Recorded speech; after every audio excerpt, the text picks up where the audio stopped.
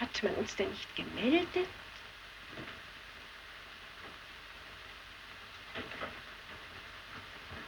Ach, ich bin Fräulein von Kessian. Oh, bitte, Exzellenz, bitte schön. Dankeschön. Ja, ich setze mich auch. Bitte schön.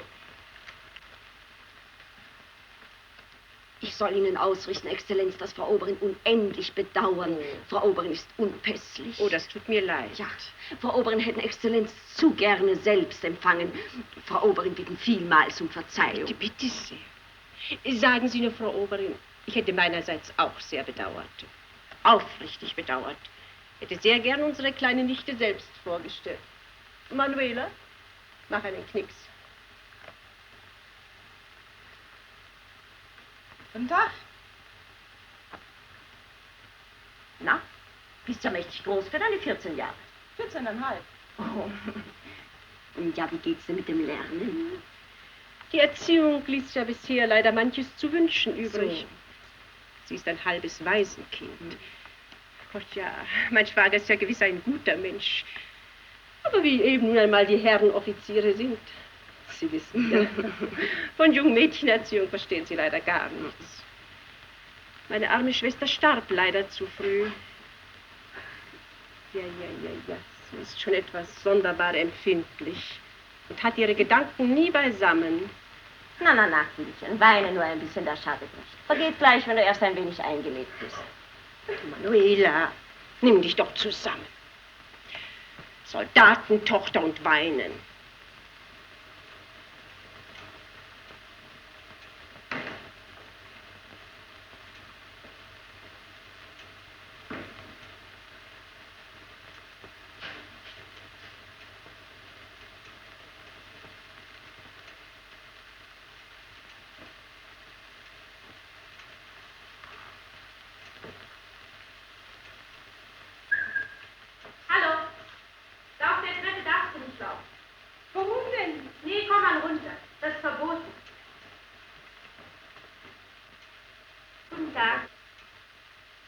Ich heiße Marga von Rasso und bin deine Pflegemutter. Also, Manuela, halte die Ohren steif. Mache deinem Vater keine Schande. Sei fleißig und folgsam, damit du ein schönes Zeugnis bekommst. Und meine Bemühungen für deine Zukunft nicht umsonst waren. Versprichst du mir das? Jawohl, Tante. Na, dann gib mir einen Kuss. Adieu, Fräulein. Auf Wiedersehen, Exzellenz. Und vielen Dank für alles, was ihr an diesem Kind Gutes tut. Oh, gar keine Ursache. Mach's gut, Manuela. Bitte schön.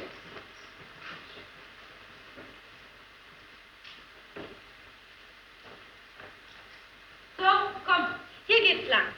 Da oben die große Treppe ist bloß für die Oberen und für Besuch. Jetzt gehen wir erst deine Uniform anprobieren.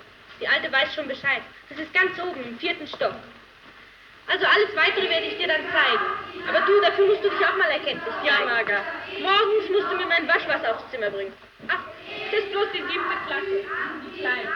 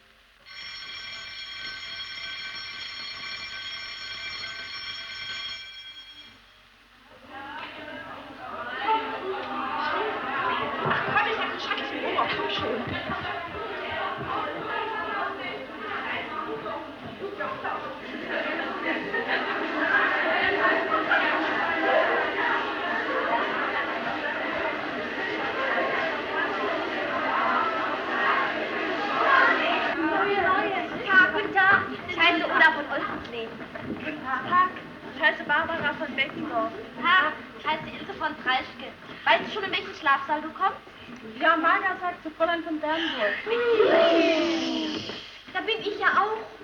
Na, da verliebe dich mal nicht. Warum denn? Ja, weißt du, fast alle Kinder hier, die schwärmen nämlich für Fräulein von Bernburg. Oh Gott, wenn ich bloß das erstmal nicht mehr zu hören brauche. Ilse, ich beneide dich. Du schläfst in ihrem Schlafsaal. Oh Gott, oh Gott, oh Gott, oh Gott. Ist es wahr? Sie küsst. Ilse! Oh, Ilse. Ich habe schon viele Gouvernanten gehabt. Ganz verrückte. Das war mir aber immer egal. Ja, weißt du, bei ihr ist das aber nämlich sehr komisch. Man weiß eigentlich nie so recht, wie sie es meinen. Erst schaut sie dich furchtbar an. Und dann plötzlich auf einmal, dann ist sie wieder furchtbar lieb zu dir.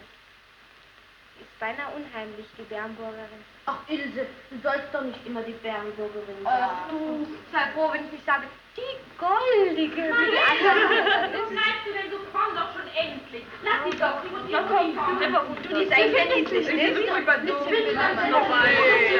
bin ich denn denn?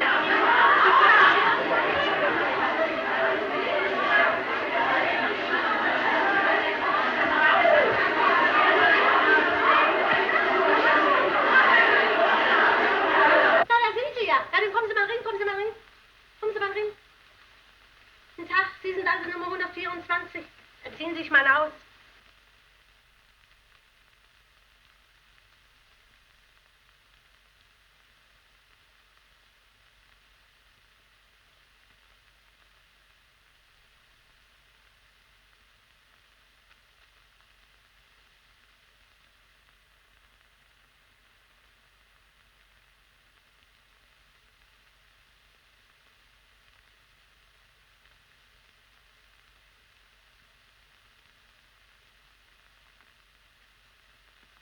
Was machen Sie denn mit meinem Kleid? Ruhig, ruhig, kleines Fräulein. In 5 Wochen, wenn Sie schön brav sind, dann haben Sie Ausgang. Und dann kriegen Sie Ihr Kleidchen wieder.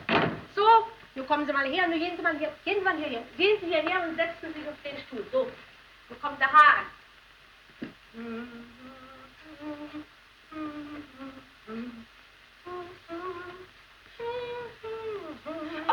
Oh, nein, nicht. Oh, bitte, bitte, lassen Sie doch das. Das ist Vorschrift, das Festsitzen. Oh, das tut aber weh. Daran gewöhnt man sich.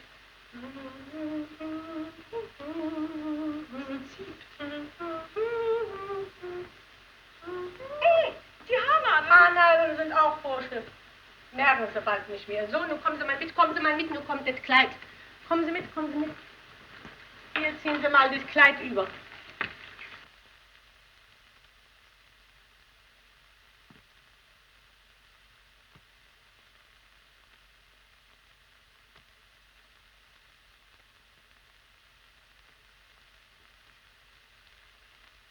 So, das ist ja zu lang, müssen wir umstecken.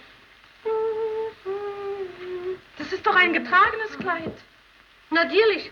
Was glauben Sie denn? Vor jedem eine neue Kluft.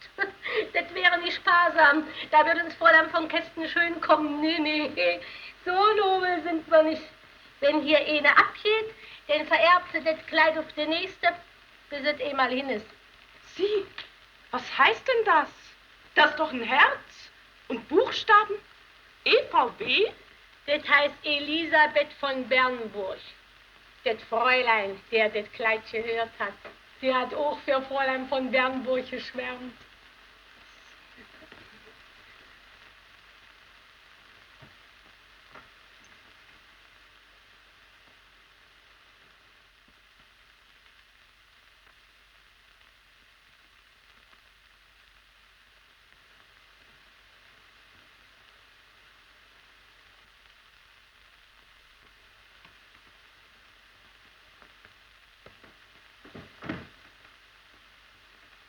Also du bist die Neue. Na, zeig mal, wie du aussiehst. Es geht ja. Nun dreh dich mal um. Aber die Frisur muss ordentlicher werden. Es muss alles rein. So. Was zitterst du denn? Bist du etwa nervös? Nein. Na, dann ist gut. Manuela, ich verlange absolute Ordnung. Ehe du hinuntergehst vom Schlafsaal, hast du dich bei mir zu melden. Schwatzen beim An- und Auskleiden ist streng verboten. Hast du mich verstanden? Jawohl. Gut. Geh zu den anderen.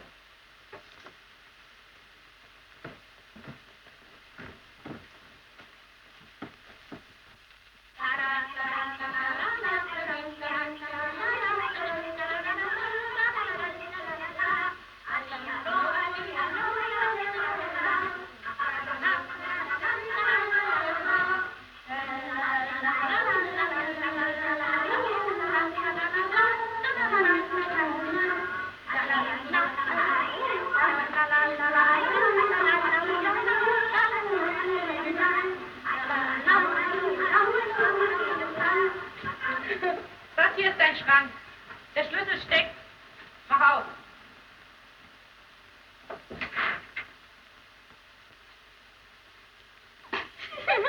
Bücher sind verboten.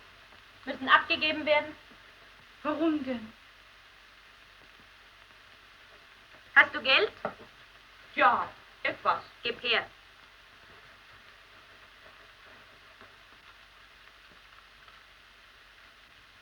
Warum denn? Ist nicht erlaubt. Wird aufbewahrt. Manuela, komm mal her.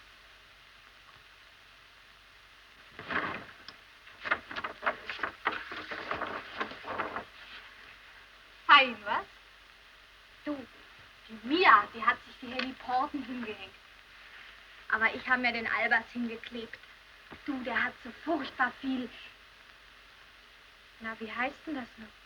Du, wie nennt man denn das, was die Leute beim Film alle haben? Sexappeal, nicht? Ja. Ja. Du, das hat er mächtig. Schokolade wird abgegeben. Aber die hab ich doch von... Nichts aber. Vorschrift ist Vorschrift. Mein Gott, Marge, hab schon nicht so! Du, das geht dich gar nichts an. Ich bin die Pflegemutter, das ist meine neue. Bäh! Bäh! Ich heiße Edelgard. Tag. Kann ich dir was helfen? Ja, bitte. Komm. Was ist denn das für ein Buch? Ach, das? Das habe ich mir für die Reise aus Onkels Bücherschrank genommen. Gelesen habe ich es noch nicht. Aua, Kinder. Das ist ja toll. Wird abgegeben? Wird nicht abgegeben. Wird doch abgegeben. Nein, wird nicht abgegeben.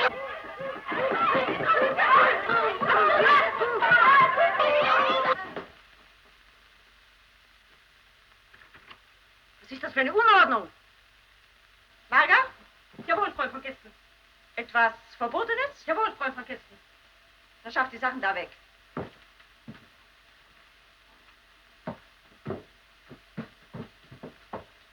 Hardis, komm mal her. Hier trage ich alle Lobe und Tadel ein. Wenn ich einmal in deinem Schrank etwas Verbotenes finde, dann bekommst du einen Tadelstrich. Und wenn du in 4 Wochen mehr als 5 Tadelstriche hast, wird dir der Ausgang entzogen. Also, nimm dich in Acht. Jawohl.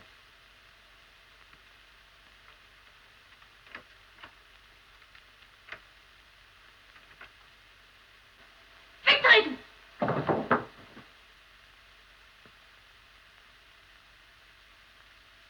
Hier sind die Rechnungen, Frau Oberin.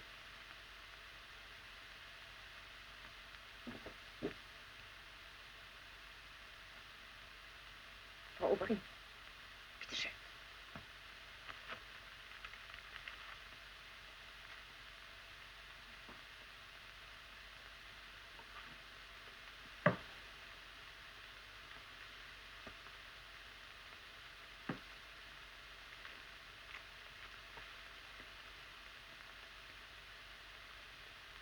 Wir müssen billiger wirtschaften.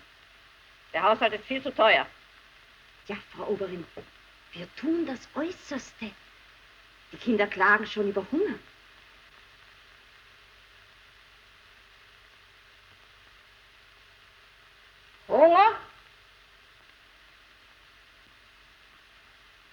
Preußen haben uns groß gehungert. Soldatenkinder. Und so Gott will, wieder Soldatenmütter. Was uns Not tut, ist Zucht und Ordnung, nicht Wohlleben und Luxus. Wie wahr, Frau Oberin, wie wahr? Armut schändet nicht. Sie ehrt. Das ist wieder der Sinn des wahren Preußentums geworden, wie es früher gewesen ist. Lasst die anderen prassen. Sie werden es bereuen.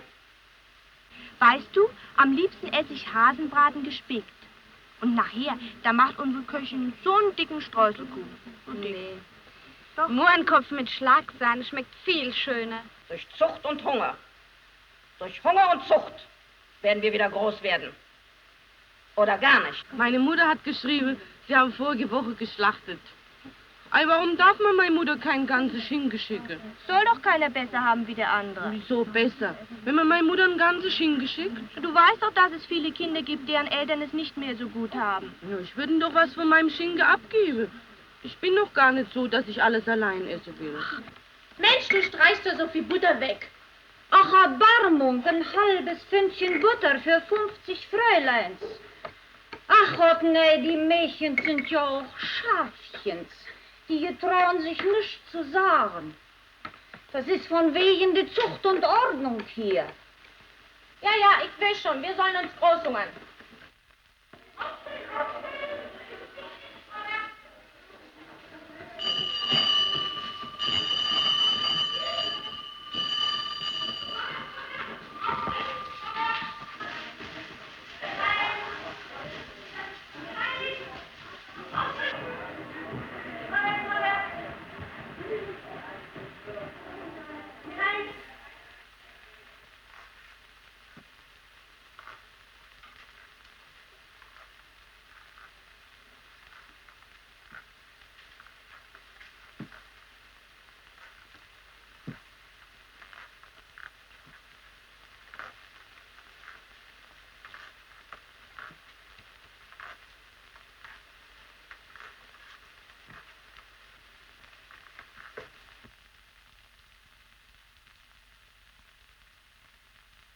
Die Kleine mein Hart ist, Frau Oberin.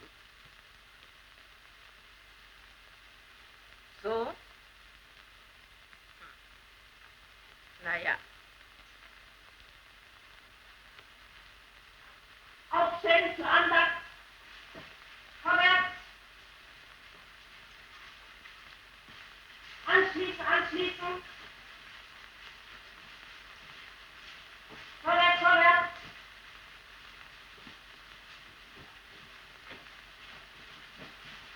Anschließen.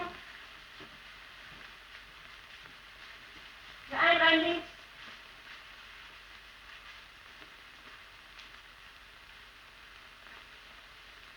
Wir singen jetzt den ersten Vers des Liedes. So nimm denn meine Hände.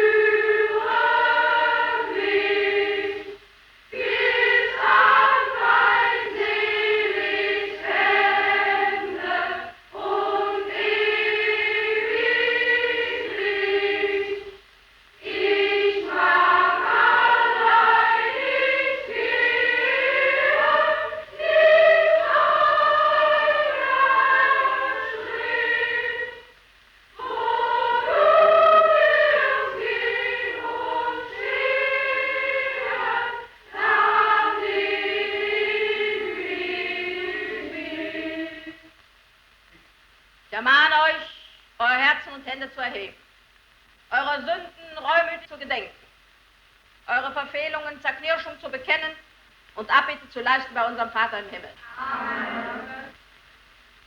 Ich habe noch einige Bemerkungen zu machen. Es ist mir zu Ohren gekommen, dass ihr gegen verschiedene Gebote ungehorsam seid. Ich habe erfahren, dass Briefe ohne vorherige Abgabe zur Durchsicht durchgesteckt werden, die unberechtigte Klagen und Lügen über unser Stift enthalten. Meine Dienstboten sind angewiesen, mir solche Verfehlungen sofort zu melden. Die Erste, die sich dieses Vergehens schuldig macht, wird strengstens bestraft werden.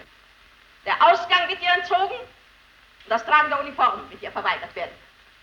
Sie wird in Reihe und Glied mit eigenem Kleid durch die Straßen der Stadt gehen. Merkt euch das.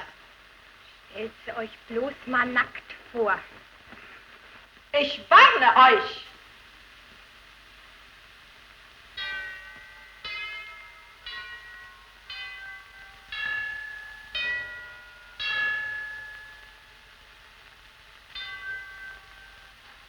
Ich gebe meine Kinder nicht ins Stift. Du? Man muss mal überlegen.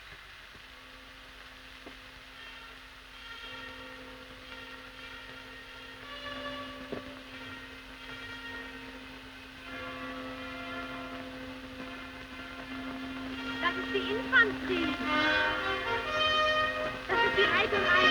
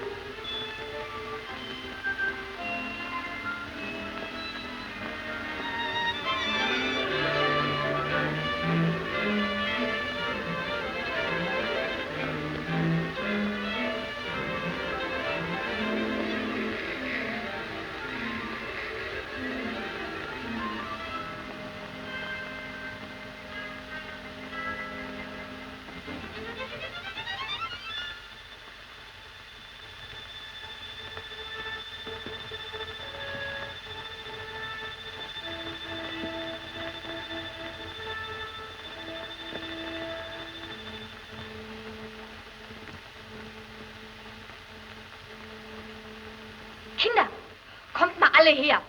Ich werde euch mal was vormachen. Passt mal auf, was man riechen kann. Komm mal her, Mariechen. Komm mal her. Nun passt mal auf. Nun mal los, Mariechen. Lass mich doch in Ruhe. Ihr wollt mich doch nur auslachen. Nee, Mariechen. Nun puste mal ordentlich, Mariechen. Das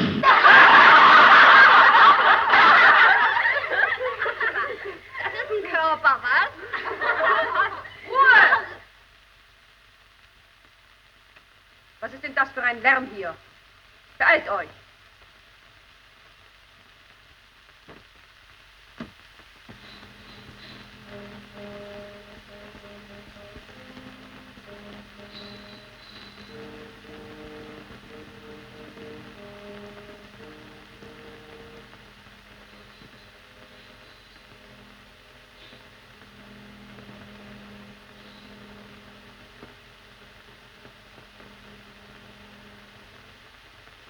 Hildegard!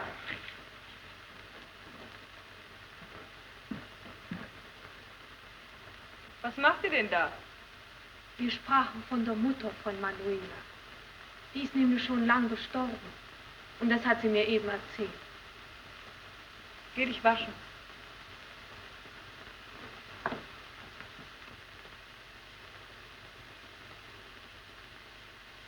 Du hast keine Mutter mehr?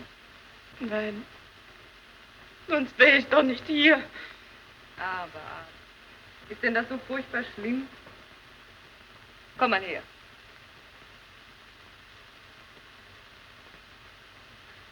Du musst dir das gar nicht einreden, dass es hier nicht schön ist. Du bist noch nicht eingewöhnt, es ist dir alles fremd und du kennst die anderen Kinder noch nicht.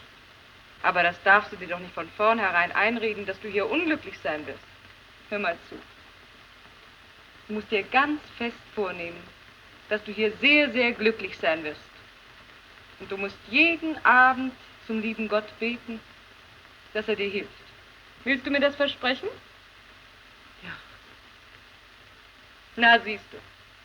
Bist ja ein ganz vernünftiges Mädchen. Und geh schlafen. Komm nachher noch mal, um Gute Nacht zu sagen.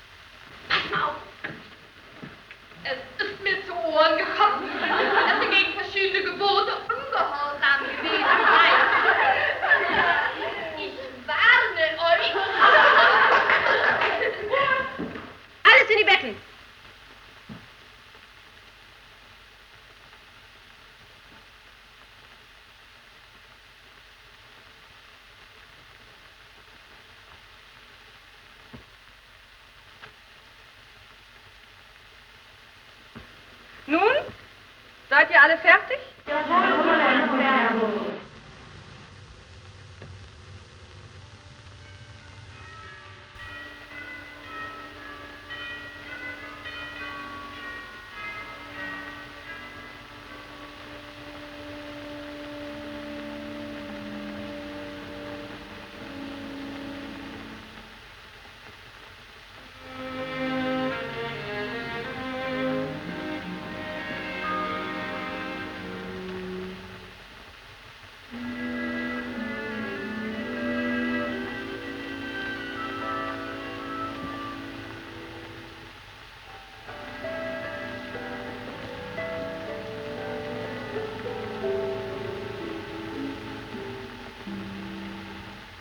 Knutsch jede ab.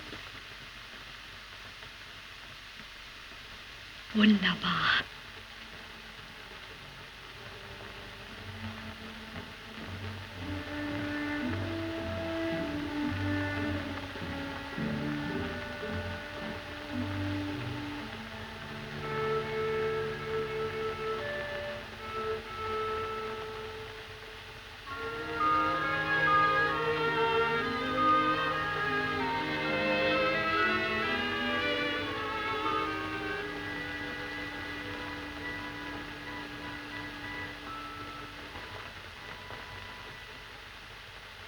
Pass mal auf, Manuela.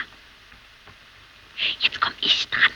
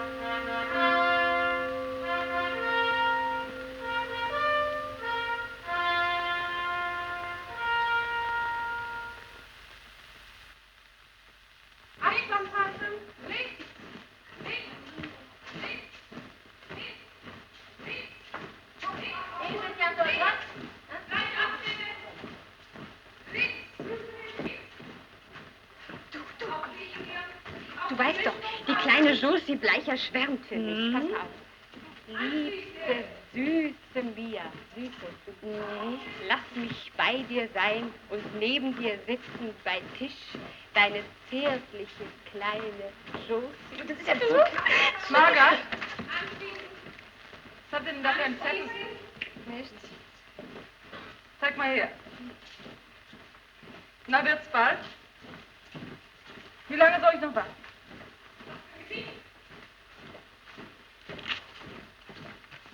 Ich will von euren Dummheiten nichts wissen. Sagt das in den Papierkorb und merkt euch ein für alle Mal. Dieses Briefeschreiben ist streng verboten. Danke.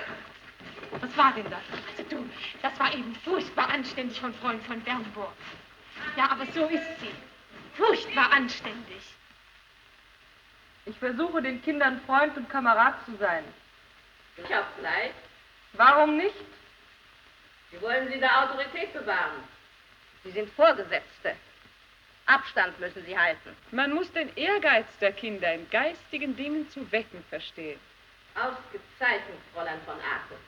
Sehr richtig. Wir müssen den Kindern das Elternhaus ersetzen. Die Mutter. Hier ist ein Gemeinwesen. Wahlverwandtschaften sind hier nicht am Platze. Das führt zu Schwärmerei. Immer die Liebe. Disziplin ist die Hauptsache. Die deutschen Klassiker müssen gepflegt werden. Fräulein von Bernburg. Es ist mir längst aufgefallen, dass Sie merkwürdig wenig Tadelstriche erteilen. Ich habe es nicht nötig, die Kinder zu bestrafen. Sie gehorchen mir auch so und lernen gut. So. Und Manuela von Meinharditz? Ja, das Kind lernt schlecht. Aber das wird sich ändern. Oh, moi, je la trouve charmante, la petite. Wirklich. Und bei mir, sie lernt großartig. Oh, Manuela ist so ladylike. Sie lernt ausgezeichnet. Auch für meine Stunden ist sie immer präpariert, besser als die anderen. Es hat sich bis jetzt, man zwingt mich leider selbst zu sagen, an jedem Jahresende gezeigt, dass meine Lehrresultate gut waren. Ja, über Durchschnitt gut. Meine Damen. Ja, das wissen wir ja. Erkennen wir ja auch an. Aber bitte versuchen Sie hier nicht eine Extrastellung anzustreben. Das liegt mir durchaus fern. Die Kinder müssen uns vertrauen.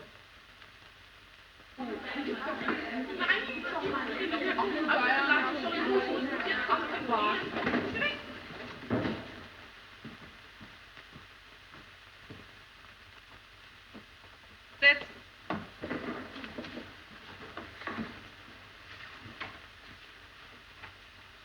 Also,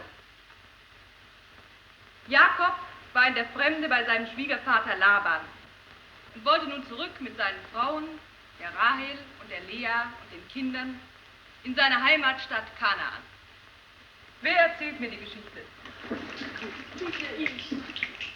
Marie. Und Jakob hob die Augen auf und sah, dass der Esau kam. Das war nämlich sein Bruder. Und da nahm er seine vielen Frauen. Und die am schönsten war, und das war die Rahel mit dem kleinen Josef und dem kleinen Benjamin, die stellte er ganz nach hinten hin. Aber warum denn gerade hinten hin? Weil er doch Angst vor ihm hatte. Er hat doch mal dem Esau das Linsengericht weggegessen und er wusste nicht, ob er ihm nicht noch böse ist. Ilse. Und die Hammel, die stellt er ganz nach vorn. Hoch zu Ross kam dann der Esau und war fürchterlich nett und umarmte ihn. Da traute sich der Jakob nach vorn und war sehr froh. Das ist eine sehr schöne Geschichte. Gut, setzen. Na, und wie ist unsere Arbeit für heute? Edelgard, erster Vers. Oh, dass ich 1000 Zungen hätte und einen 1000-fachen Mund. Dann stimmt ich damit um die Wette, aus allertiefstem Herzensgrund, ein Loblied nach dem anderen an, von dem, was Gott an mir getan. Gut, setzen. Manuela, zweiter Vers. Oh, dass mein Stimm erschallte, bis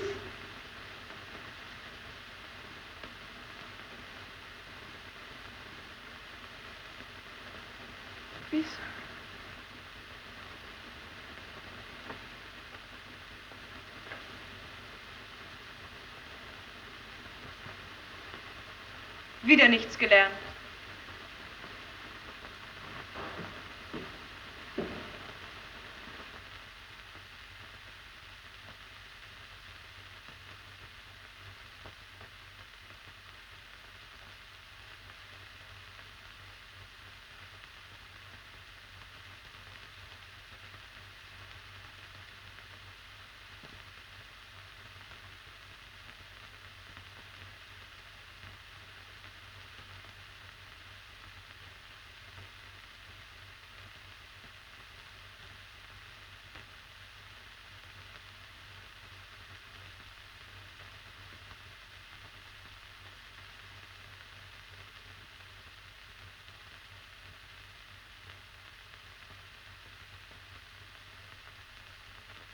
Na, Manuela? Ach, Edelgard, das ist zu schrecklich. So habe ich wirklich so gut gelernt. Aber immer, wenn mich Fräulein von Bernburg was fragt, dann habe ich einfach alles vergessen. Manuela, du sollst zu Fräulein von Bernburg kommen.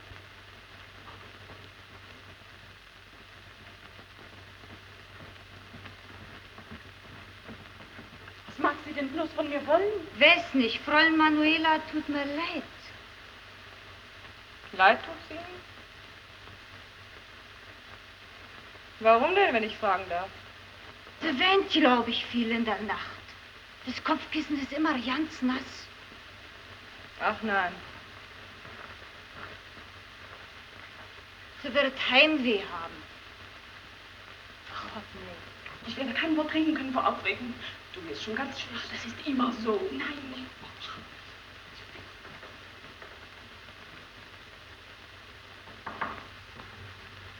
Herein?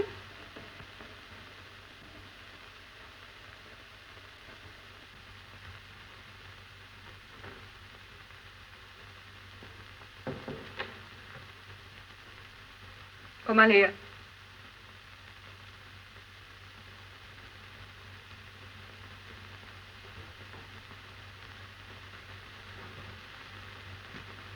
Schau dir das mal an.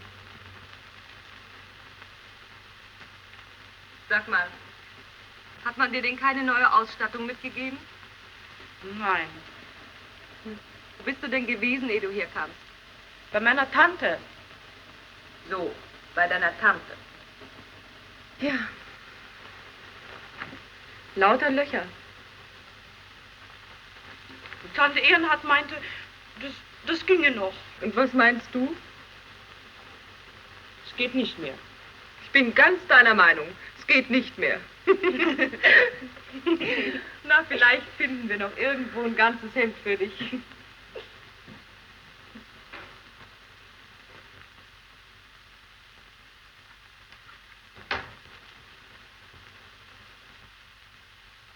Es wird jetzt zwar ein bisschen zu lang sein, aber wir können ja einen Abnäher machen, ne?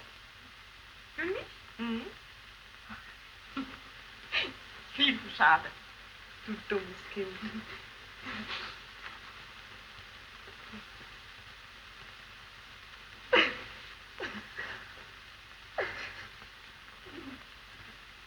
Na, na, na. Du bist aber ein aufgeregtes kleines Mädchen.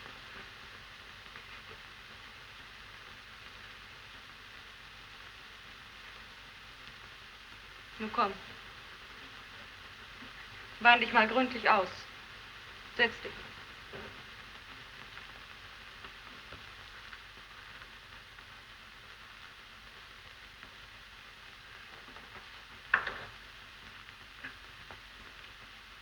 Ich bin da gar nicht unglücklich. Ich weiß gar nicht, warum ich eigentlich weine.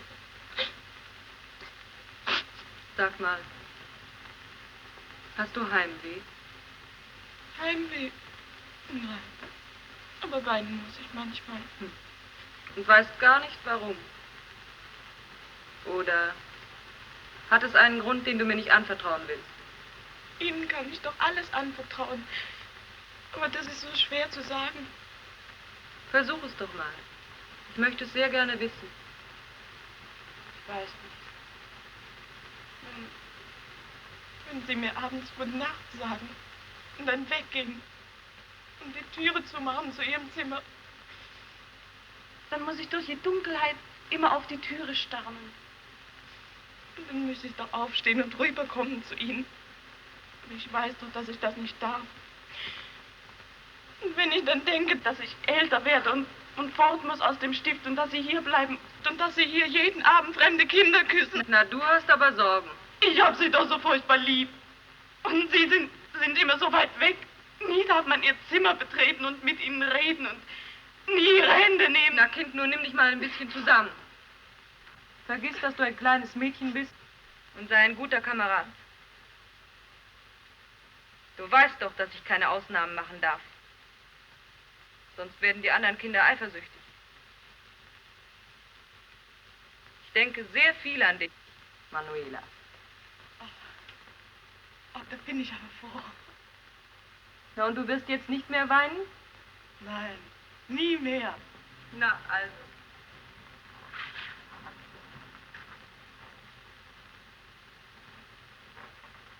Was gibt es noch?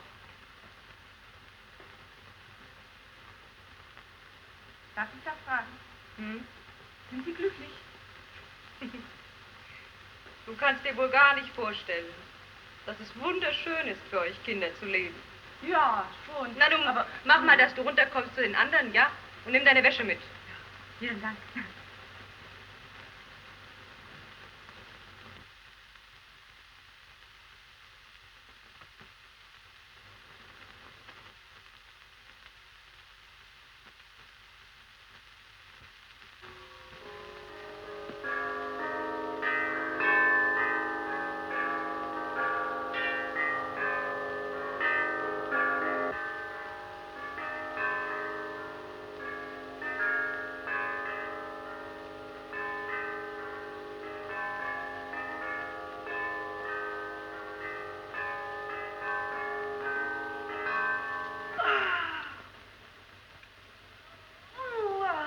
Kinder, das ist wieder mal ein Sonntag.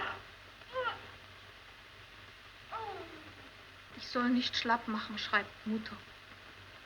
Das Vaterland braucht wieder eiserne Menschen. Meine Mutter war doch auch 4 Jahre hier. Ob sie ganz vergessen hat, wie schrecklich es ist. Au, ist das tief. Ja. Ui. Nochmal.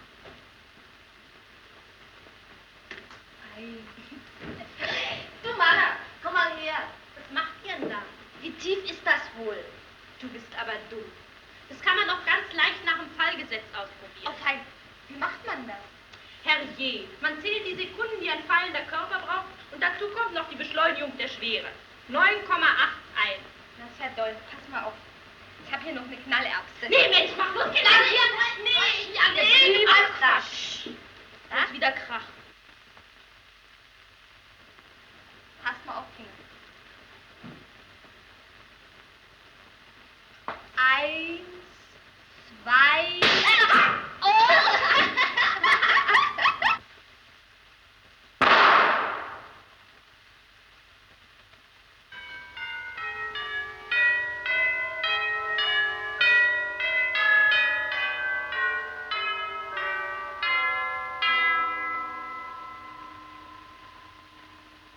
Kinder!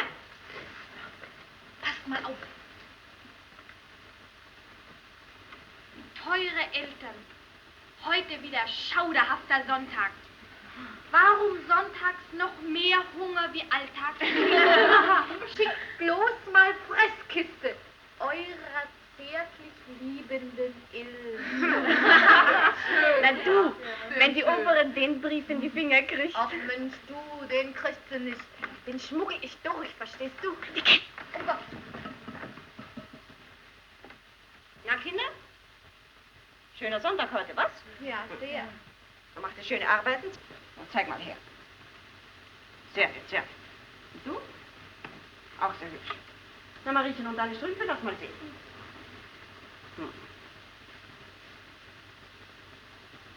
Gut.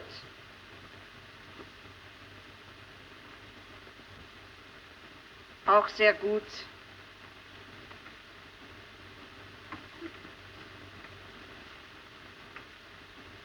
Das Wandern ist des Glücks, das war...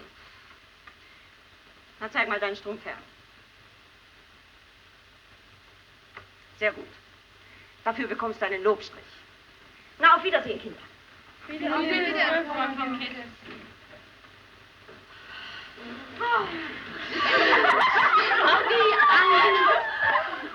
nun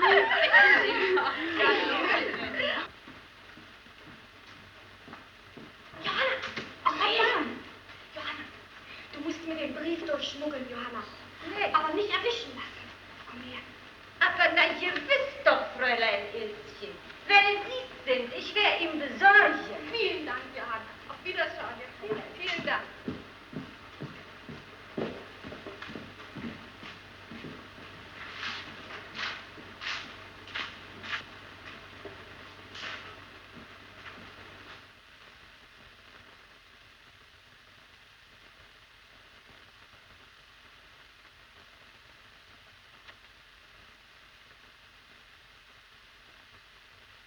Vollenden Sie nicht, o Königin.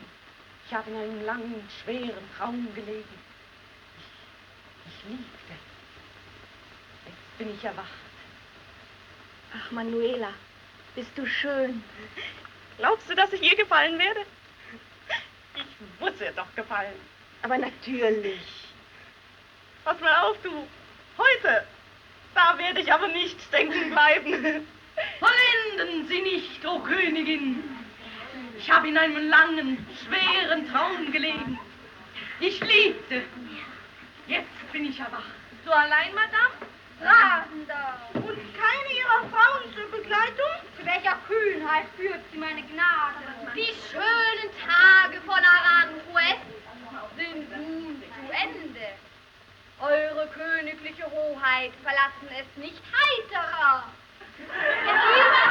Elise, wo ist mein Vater? Unsere Szene. Seid doch mal still, jetzt kommt unsere Szene dran. Ja. Ob sich Briefe finden ließen? Briefe freilich. Von den Infanten aufgefangen, müssten hier Wirkung tun. Dieser Brief ist wegen ungenauer Anschrift zurückgekommen. Absender Ilse von Westhagen? Beim Himmel, das überrascht mich. Ja, der Streich vollendet. Dominikaner, ich bewundere dich. Still, wer kommt? Sie ist sie selbst. Diese! Mach das auf.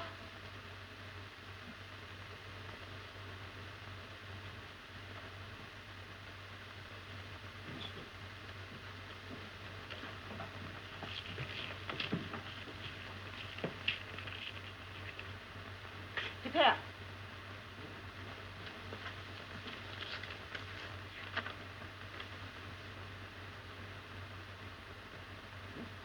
Warum hat man sonntags noch mehr Hunger wie alltags?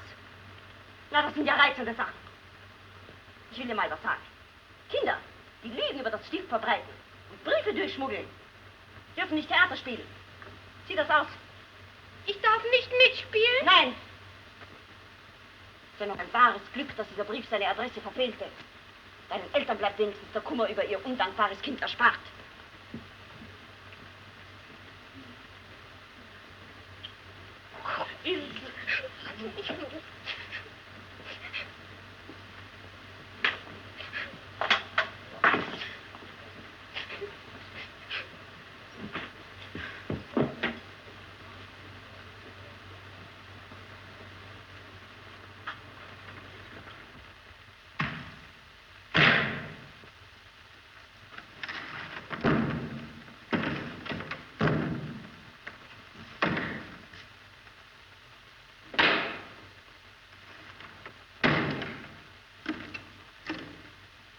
Nicht träumen.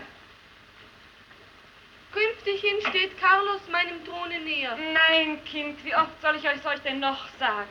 Nicht sprechen, deklamieren. Künftighin steht Carlos meinem Throne näher. Geh fort, du bist ein unbegabtes Kind. Der nächste Posa.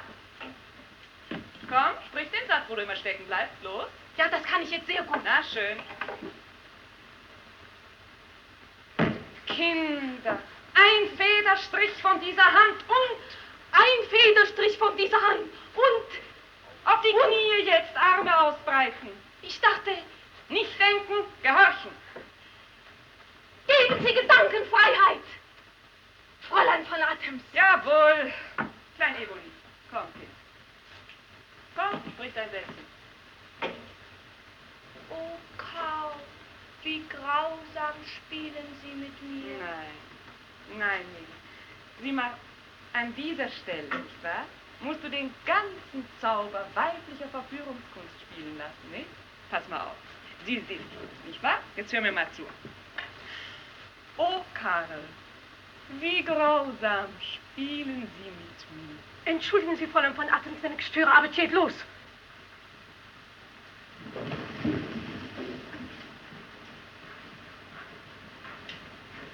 Na, Kinder?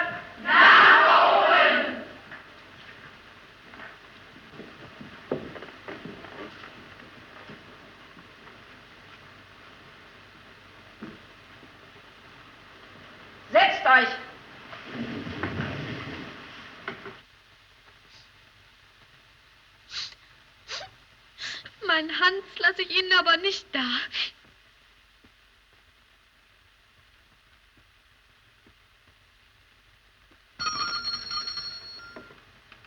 Infolge interner Schwierigkeiten wird die Rolle des Domingo von Lieschen von Zieritz gelesen.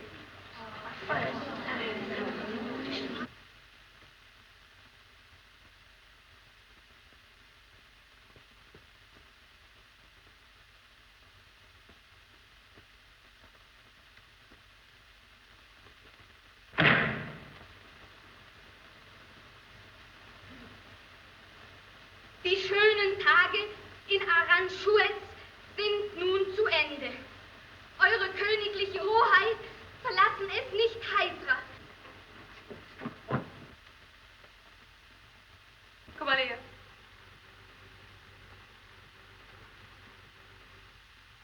Du hast dir ja was Schönes eingebrockt. Ja. Na, so schlimm ist es ja nun wieder nicht. Ich darf ja auch nicht mitspielen, nicht? Na, du wasch dich mal ordentlich und komm runter, ja? Gott, ist die zauberhaft.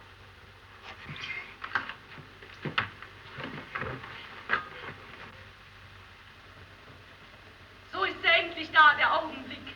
Und Karl darf diese teure Hand berühren. Was für ein Schritt. Welch eine tollkühne Überraschung. Stehen Sie auf. Steh nicht auf. Hier will ich ewig knien. Auf diesem Platz will ich verzaubert liegen. In dieser Stellung angewurzelt. Rasender, zu welcher Kühnheit führt Sie meine Gnade? Wissen Sie, dass es die Königin, die Mutter ist, an die sich diese verwegene Sprache richtet? Und dass ich sterben muss. Man reiße mich von ihr aufs Blutgerüste. Ein Augenblick gelebt im Paradiese, wird nicht zu teuer mit dem Tod gebüßt. Und Ihre Königin? Gott. Gott. Ich gehe.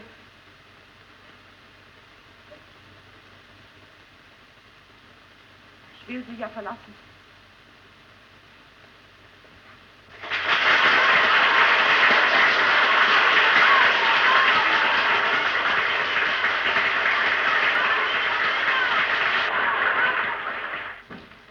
Wie lange dauert das mit der Zitrone?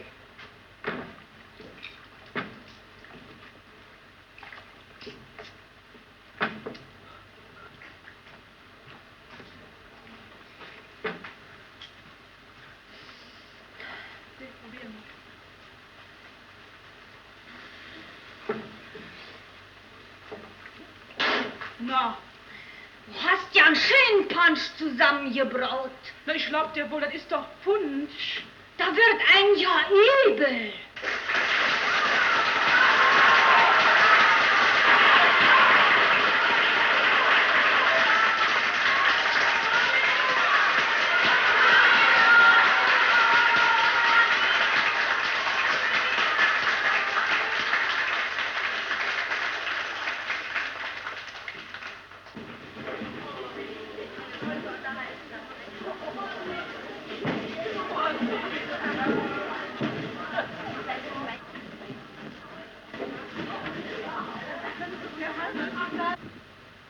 Weißt du, was die Oberin gesagt hat?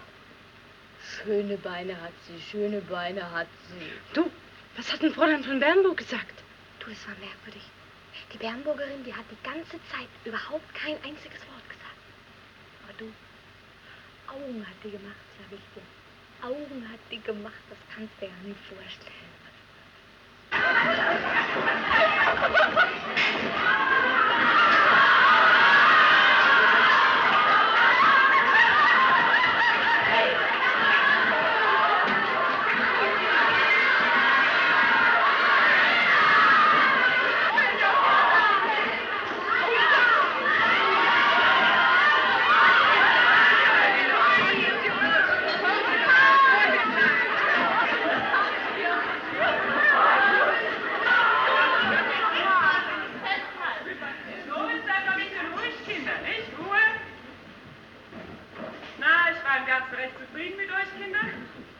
Manuela, war ja ganz nett, nicht? Aber merkt ihr fürs nächste Mal, besser deklamieren und etwas weniger Gefühl, ja? Na schön. Manuela, ich will dir mal was sagen. Du hast sehr viel Talent. Wenn du ganz ernst arbeitest, kann eine gute Künstlerin aus dir werden. Ich bin sehr froh darüber, Manuela.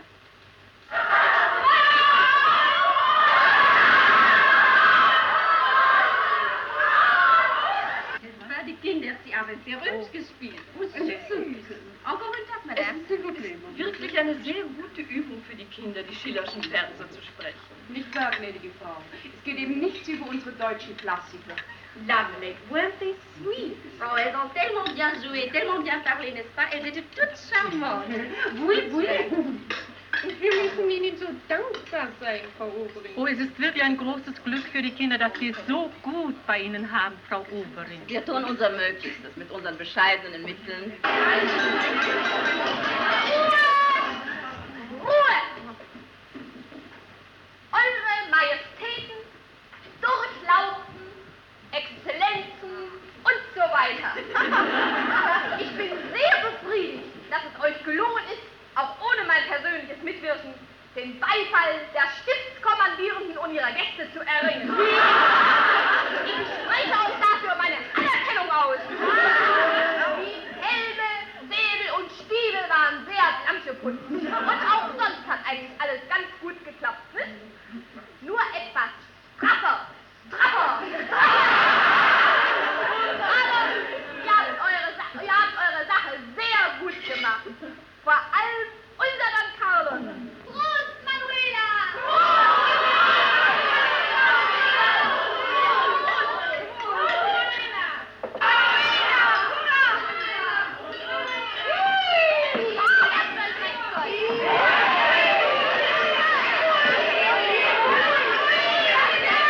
Na, siehst du rheinisches Mädchen, den Punsch, den du für uns gebraut hast, das ist ein Ding, der schmeckt.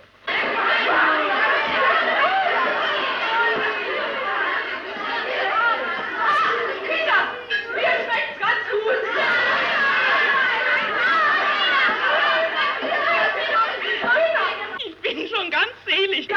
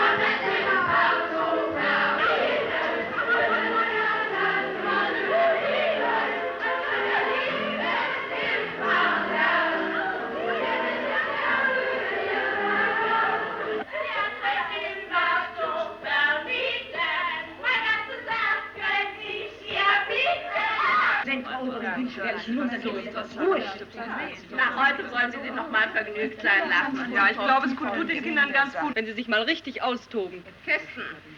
Sehen Sie doch mal bitte nach. Ja, bitte schön. Ich konnte nur nicht bei der Frucht dieser Früchte.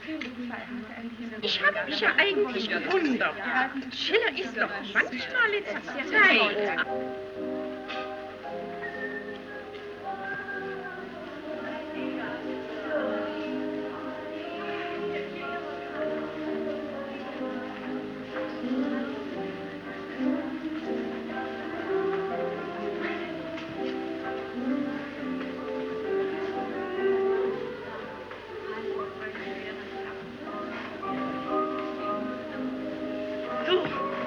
Ich bin ja so glücklich. Tut mir ja weh. Was hast du denn?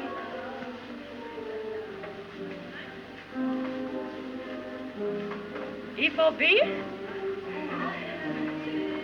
Kinder, ich will meine Rede halten.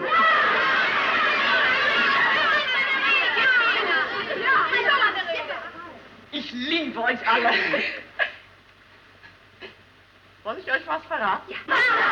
Hat mir was geschenkt. Was? Ein Hemd. Und ich habe es an. Ein Hemd? Sie hat den Schrank aufgemacht, mir ein Hemd gegeben. Soll ich tragen und an Sie denken? Nein, Kinder, das hat sie gar nicht gesagt, aber und das musst du auch gar nicht sagen, das weiß ich doch. Ich bin ja so glücklich, denn ich weiß es ganz genau, sie hat mich lieb. Wer denn? Fräulein von Bernburg.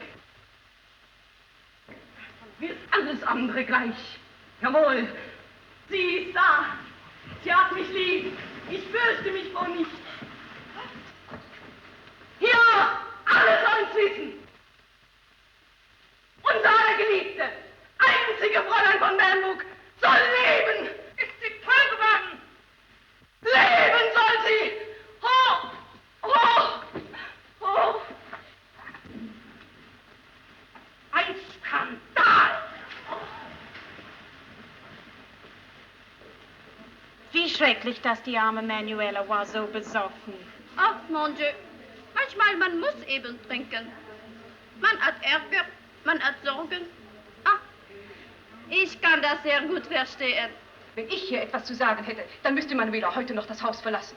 Ein solches Kind verdient es nicht, im Stift zu sein. Sie haben ganz recht. So etwas gehört einfach nicht hierher. Sie müsste in eine Besserungsanstalt. Da gehört sie. Manuela, nein, ich darf doch nicht zu ihr. Man lässt doch sowas hinein. Was denn verstehe überhaupt nichts von der ganzen Sache. Wenn ich das so aushalte, wenn ich nur ganz alleine, dann will doch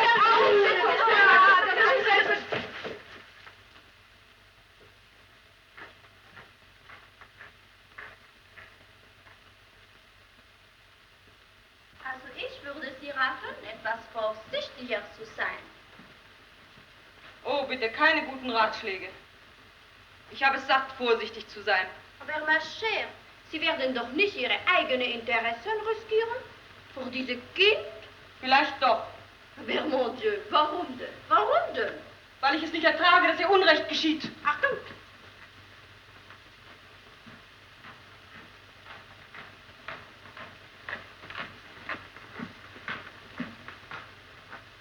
Hanni, das ist so komisch. Ich kann gar nicht richtig denken und mein Kopf tut mir so weh. Hanni, wie komme ich eigentlich hierher? Du warst regelrecht betrunken. Das ist ja eine schöne Bescherung.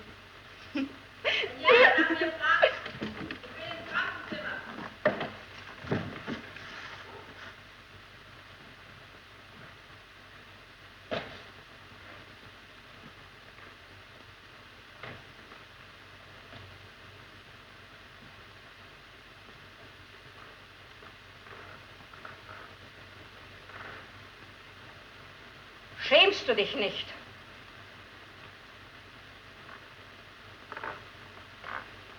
Diese Schande. Solange dieses Haus steht, ist so ein Skandal noch nicht da gewesen. Du bist das schlimmste Kind, das hier in diesem Stift Aufnahme gefunden hat. Prügeln sollte man dich, wenn du nicht so groß wärst. Sieh mich an. Sieh mich doch an. Man sollte das nicht für möglich halten. Du hast dich benommen wie der letzte, verkommenste Straßenkerl.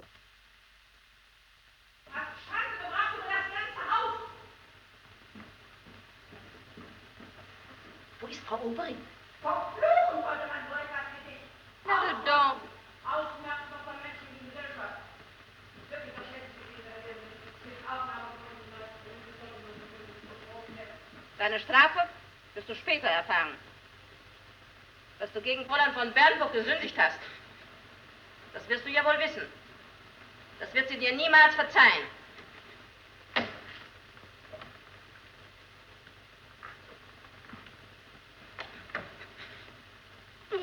Was habe ich denn getan? Was gibt's denn? Frau Oberin wurden eben antelefoniert. Königliche Hoheit hat ihren Besuch für heute Nachmittag angesagt. Manuela muss dabei sein. Wir müssen vollzählig sein. Aber es bleibt bei dem Verbot, mit den anderen Kindern zu sprechen. Jawohl, Frau Oberin. Beeilen Sie sich mit Ihren Anordnungen. König Leohard ist immer pünktlich. Jawohl, Frau Oberin. Immer pünktlich. Natürlich.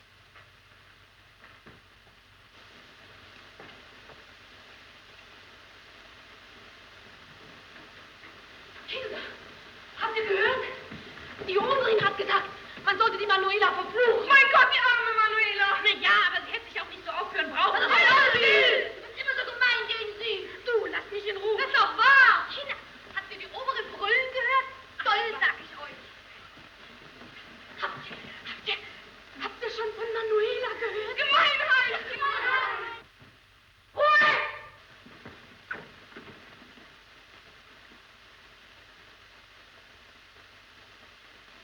Was ist denn hier los?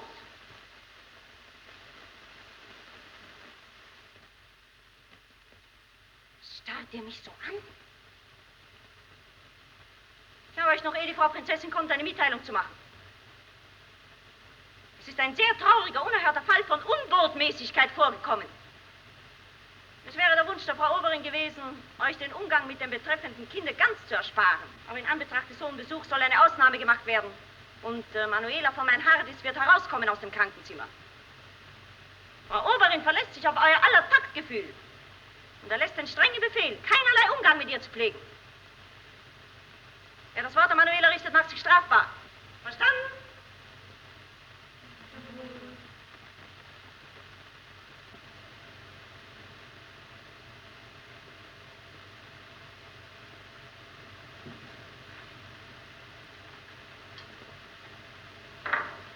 Frau Oberin lässt Ihnen sagen, Frau Oberin wünscht nicht, dass Sie mit Manuela sprechen, wenn sie jetzt herunterkommt.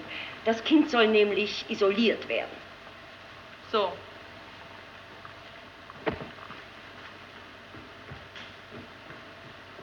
Boykottieren? Das ist doch toll. Das hat's doch noch nie gegeben. Also ich spreche sofort mit ihr, wenn sie herunterkommt. Sag ich auch. Nee, Kinder, tut das bloß nicht. Sonst kriegt ja nur noch Manuela die Schuld. Ach was, man müsste es wirklich mal der Prinzessin sagen. Ach, Menschenskind, da hast du auch nichts davon. Die Prinzessin ist aber die Einzige. Was die sagt, das tun sie alle. Ich sag's ja auch. Und wenn ich rausfliege, ist wurscht. Ich sag's es richtig.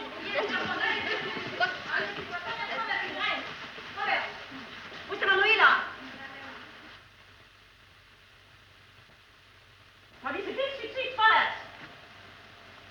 Na, vorwärts, jetzt bald. So.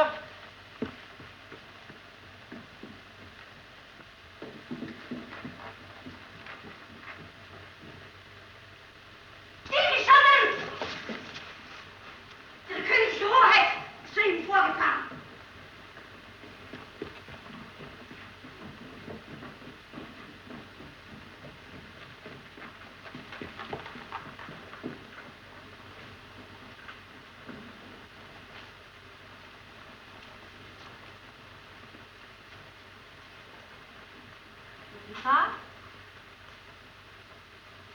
Farbfräulein von Jagdner, wie geht es Ihnen? Danke auch gleich.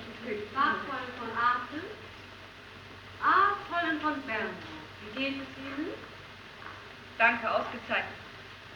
Mademoiselle Ouillet, comment allez-vous? Merci bien, königlich Hoheit. Darf ich königliche Hoheit, unsere neue Engländerin Miss Evans vorstellen? Miss Evans, how are you? Thank you very well, königliche Hoheit.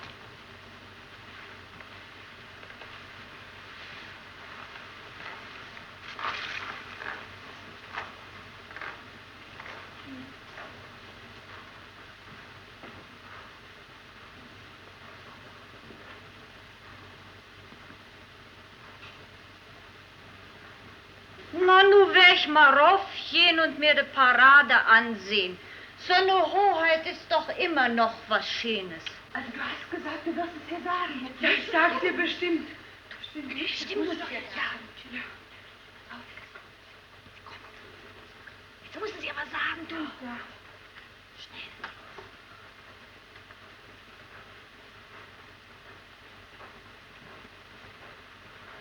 Ja, mein Kind.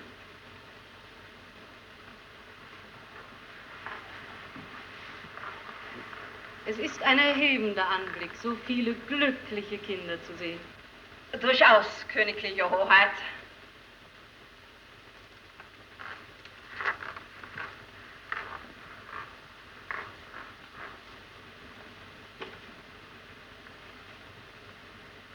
Beckendorf. Ja, ja, liebe Kernitz, ich habe es nicht vergessen. Ach ja, liebe Oberin, ich hätte gern die kleine Beckendorf. Beckendorf! Beckendorf!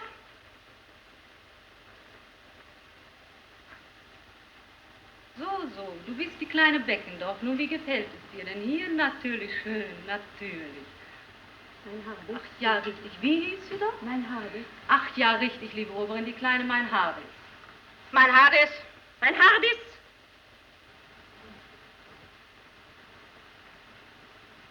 Ich habe deine Mutter gekannt. War eine sehr religiöse Frau. Ich hoffe, du wirst streben, ihr ähnlich zu sein. Aber blass siehst du aus, sehr blass. Doch nicht krank, liebe Oberin. Nein, nein, durchaus nicht, königliche Hoheit. Reizendes Mädchen, sehr reizend. Sie wird dem Stift alle Ehre machen, das sehe ich schon jetzt. Ja, übrigens, liebe Oberin, ich hätte mit Ihnen noch gerne wegen des Säuglingsheims gesprochen. Darf ich königliche Hoheit bitten? Auf Wiedersehen, meine Damen. Wiedersehen, Kinder.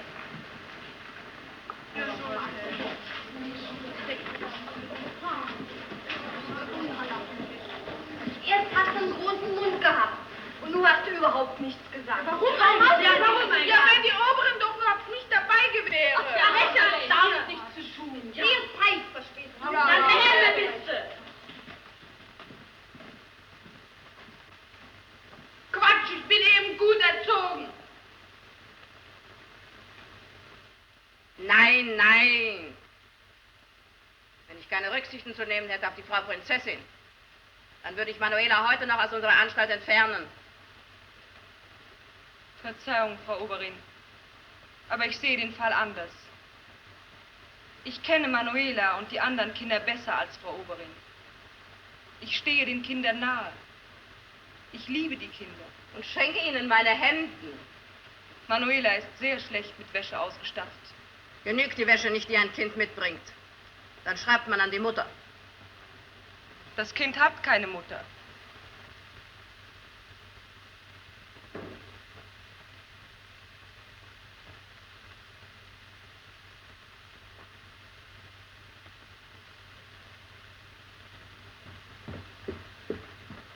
Ilga! Komm hierher.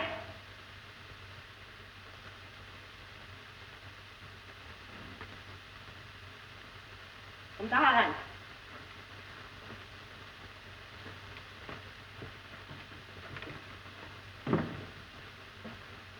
Also ungehorsam. Das hätte ich nicht von dir gedacht, dass du Frau Oberins Vorschriften derart missachtest. Ich weiß nicht. Ich habe so Angst um Manuela. Sie ist so sonderbar. Also ich will dir mal was sagen, Edelgard. Deine Freundin verdient das nicht, dass du für sie einsetzt. Der Umgang mit ihr kann dir nur schaden. Und ich bin sicher, deine Eltern, die wären sehr, sehr traurig, wenn sie wüssten, wen du dir da zur Freundin ausgesucht hast. Manuela ist bestimmt nicht schlecht. Ja, ja, das kann ja sein. Aber, verstehst du, ich kann dir das nicht so erklären, du bist noch zu jung. Aber glaube mir, du wirst mir selbst noch einmal dankbar sein. Was Sie Sünde nennen, Frau Oberin, das nenne ich den großen Geist der Liebe, der 1000 Formen hat.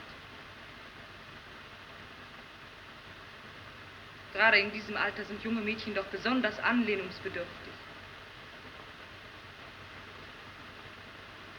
Aber ich werde mit Manuela reden und sie vorsichtig von ihrer Exaltiertheit zurückleiten.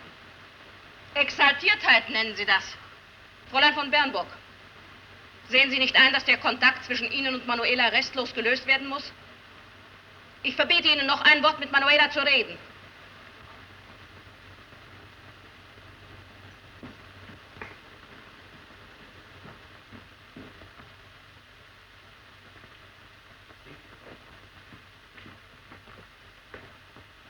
Was willst du noch? Elisabeth, du solltest doch endlich einmal nüchtern geworden sein. Liebes Fräulein von Bernburg. Nein, nein. Bitte keine Komödie.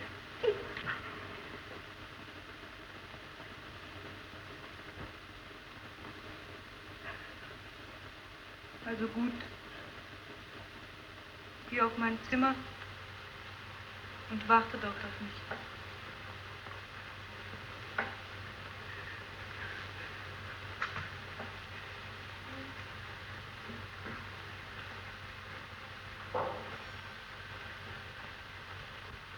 Hast du gesehen, wie blass die Manuela war?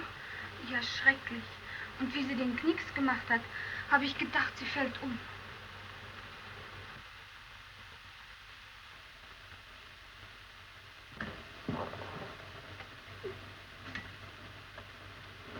Manuela. Kind. Was ist denn das für eine furchtbare Heulerei? Nun nimm dich doch zusammen.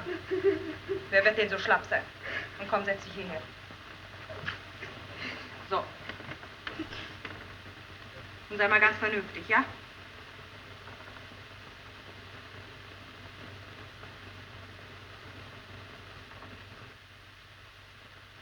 Was du getan hast, weißt du. Was du mir da angerichtet hast, darüber bist du dir klar. Also darüber brauchen wir gar nicht mehr zu reden. Du sollst bestraft werden. Du sollst bis auf Weiteres eingesperrt werden.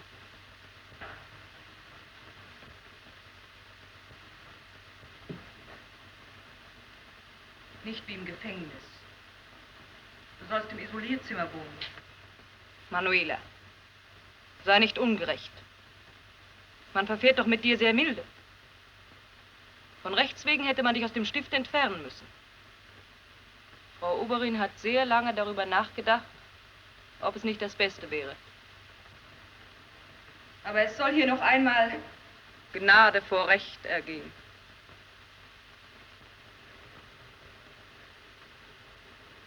Fräulein von Bernburg, werde ich Sie besuchen dürfen? Das nicht, Manuela. Aber Sie werden mich doch nicht verlassen.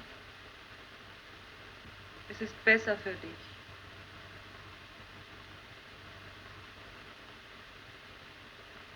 Ich soll Sie niemals wiedersehen?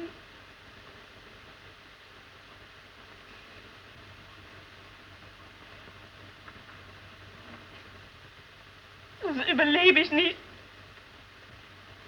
Frau Manuela, was sind denn das für große Worte? So etwas soll man nicht einmal denken, geschweige denn sagen. Du musst zur Vernunft gebracht werden. Du musst mit allen Mitteln der Strenge geheilt werden. Geheilt? Wovon denn? Du darfst mich nicht so lieb haben. Warum? Du musst jetzt gehen. Ja. Ich muss gehen. Es hat gar keinen Zweck, dass du länger bleibst. Geh ja schon.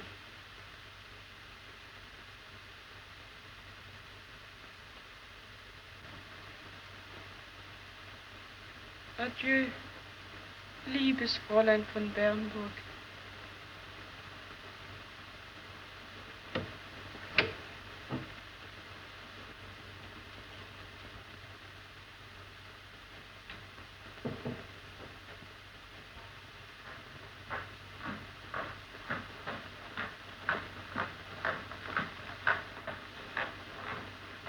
Manuela!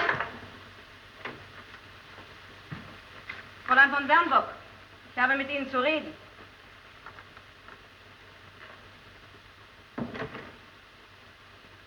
Sie haben mit Manuela gesprochen, obwohl ich es Ihnen verboten habe. Jawohl, Frau Oberin, das habe ich getan. Ich kann diese Aussprache verantworten. Ich glaube durchaus im Sinne von Frau Oberin gehandelt zu haben.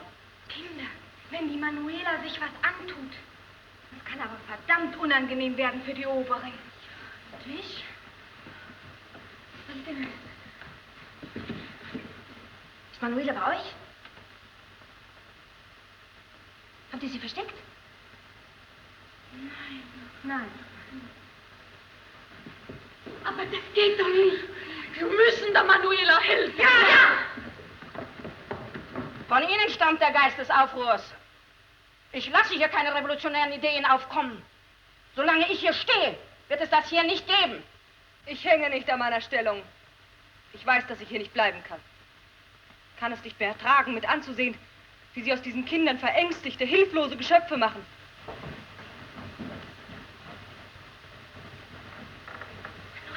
Manuela! Geh du hier. Wir gehen zusammen. Manuela!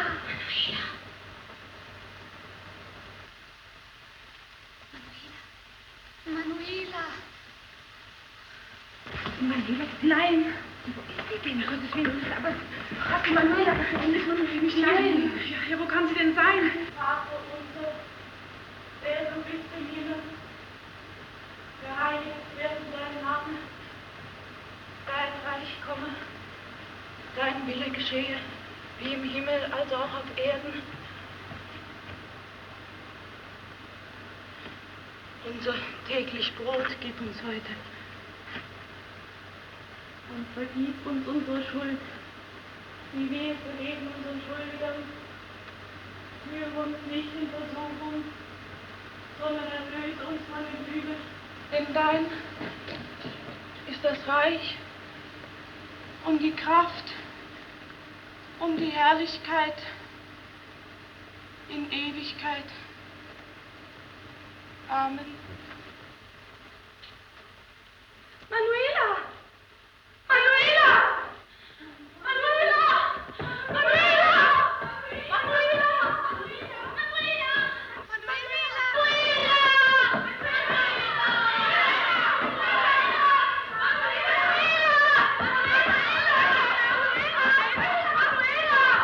Ich höre immer helfen. Es handelt sich doch hier um einen lebendigen Menschen.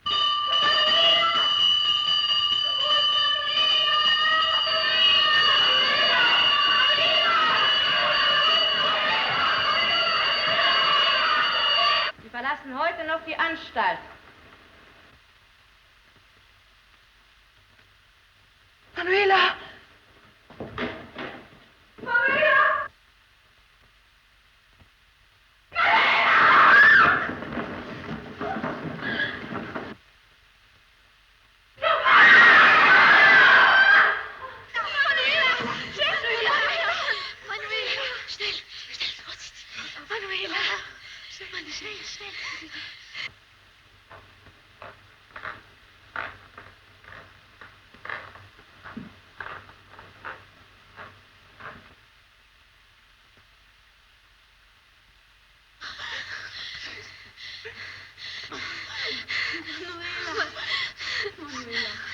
Sind ja alles verrückt geworden.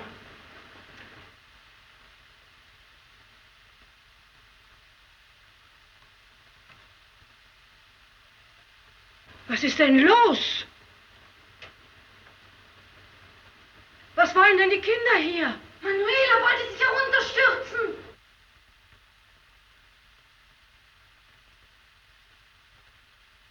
Wir wollen Gott danken, Frau Oberin.